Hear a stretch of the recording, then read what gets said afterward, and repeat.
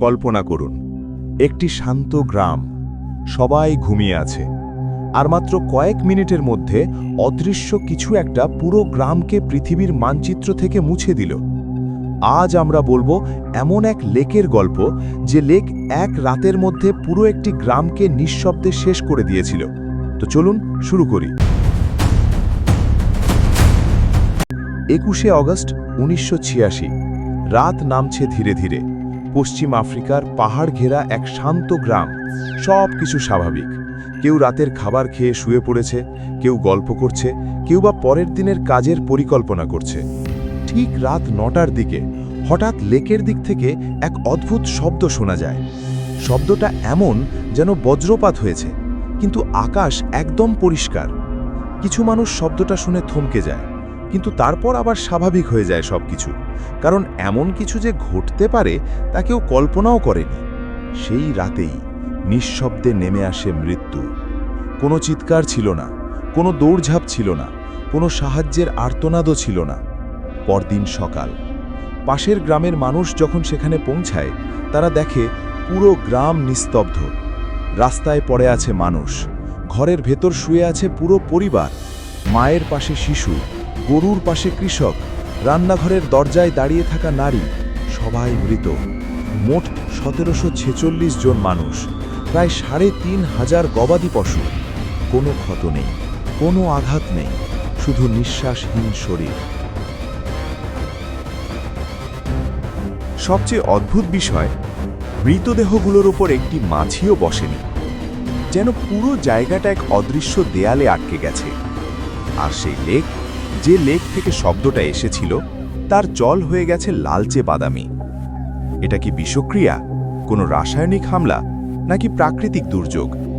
ঠিক 2 বছর আগে 15ই অগস্ট 1984 সালে একই দেশের আরেকটি লেকের পাশে 37 জন মানুষ একইভাবে মারা গিয়েছিল।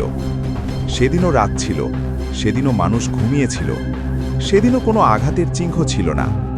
তখনই সন্দেহ শুরু হয়।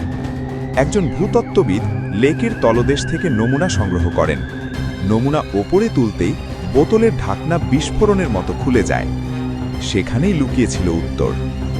লেকের গভীরে হাজার হাজার বছর ধরে জমেছিল কার্বন ডাই অক্সাইড। নিচের ঠান্ডা ভারী পানির স্তরের নিচে গ্যাস আটকে ছিল। হঠাৎ কোনো কারণে, সম্ভবত ভূমিধস বা তাপমাত্রার পরিবর্তনে, সেই গ্যাস একসঙ্গে ওপরে উঠে আসে।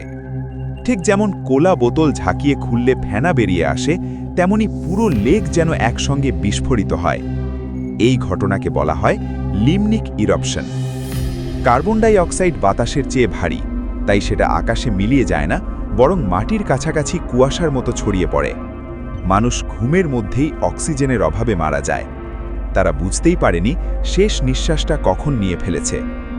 1986 সালের ঘটনাটি ছিল ইতিহাসের সবচেয়ে ভয়ঙ্কর লিমনিক ইরপশন। অনেকেই 24 থেকে 36 ঘন্টা অজ্ঞান অবস্থায় ছিল। জ্ঞান ফেরার পর তারা দেখে পুরো পরিবার শেষ। ভাবুন একবার, আপনি ঘুম থেকে উঠে দেখলেন আপনার চারপাশে কেউ বেঁচে নেই। এই ভয়ঙ্কর ঘটনার পর বিজ্ঞানীরা লেকের তলদেশে বিশেষ পাইপ বসান। ধীরে ধীরে গ্যাস বের করার ব্যবস্থা করা হয়। আজও সেই পাইপ কাজ করছে। কিন্তু বিপদ পুরোপুরি শেষ হয়নি।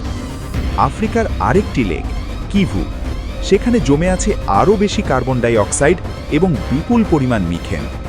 লাখ লাখ মানুষ তার আশেপাশে বসবাস করে।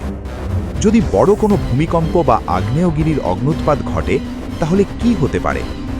ভাবতেই গা শিউরে ওঠে। প্রকৃতি কখনো কখনো আমাদের সতর্ক করে, কিন্তু আমরা অনেক সময় সেটা গুরুত্ব দিই না। এই ঘটনাগুলো আমাদের শেখায়, আমরা যত আধুনিকই হই না কেন, প্রকৃতির সামনে আমরা এখনো অসহায়। অদৃশ্য বিপদ সবসময় চোখে দেখা যায় না। হয়তো আজ আমরা নিরাপদ, কিন্তু পৃথিবীর কোথাও না কোথাও নীরবে জমে আছে অজানা শক্তি। আজকের এই ঘটনাটি আপনার কেমন লাগলো? আপনার মতামত কমেন্টে জানাতে ভুলবেন না। এমন বাস্তব, রহস্যময় আর ভয়ঙ্কর ঘটনার গল্প পেতে চ্যানেলটি সাবস্ক্রাইব করুন। দেখা হবে পরের ভিডিওতে আরও এক নতুন এক্সপ্লোরেশনে। ততদিন ভালো থাকবেন, সুস্থ থাকবেন। আমি মাসুদ, আর আপনি দেখছিলেন মেধা এক্সপ্লোর।